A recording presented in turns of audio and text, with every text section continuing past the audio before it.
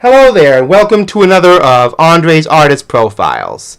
Now, sometimes when a band is full of so many popular personalities, especially in rock and roll, one of its members are going to get skimped on. And I think that one of the biggest examples of that is the band Kiss. Their original drummer, Criss, because he was a drummer and because the band was so upfront, guitar, vocal, special effects heavy, tended to get shunted into the background a lot.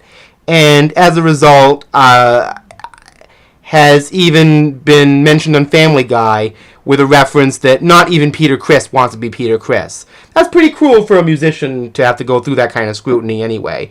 But the popular audience can be pretty vicious. And I'm not doing anything revisionist here, but see, in 1978, every member of Kiss released a solo album, which was actually titled with their name. They were all really titled Kiss, but instead of actually an album title, it would be Kiss, Gene Simmons, Kiss, Paul Stanley, Kiss, Ace Frehley, and Kiss, Peter Criss.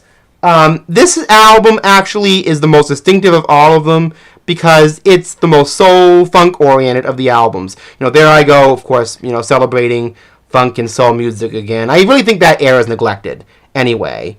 And, you really couldn't say about this album, he'd gone disco.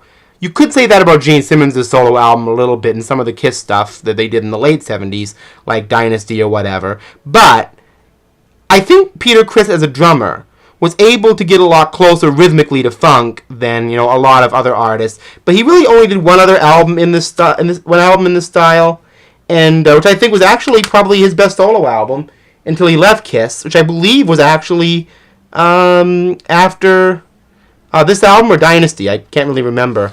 He released this album, Out of Control, in 1980. This album was released on Casablanca CD and is actually out of print now.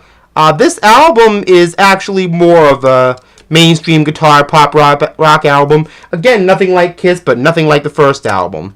Not a bad record, actually. Some good pop rock tunes, especially if you like party kind of music, and I don't regret having it at all. Really great album, good vocals, good songwriting. This album is called Let Me Rock You. This album is a little slicker and more kind of new wave inflected. Came out in 1982. So, okay, that's what I have for Peter Criss. His 1982, 1980, and his original 1978 release for all the Kiss solo albums released that one day. So anyway, happy birthday, Peter Criss. And, some people, even people who aren't huge Kiss fans like me, really like your music on your own and even with Kiss. So, see you next time.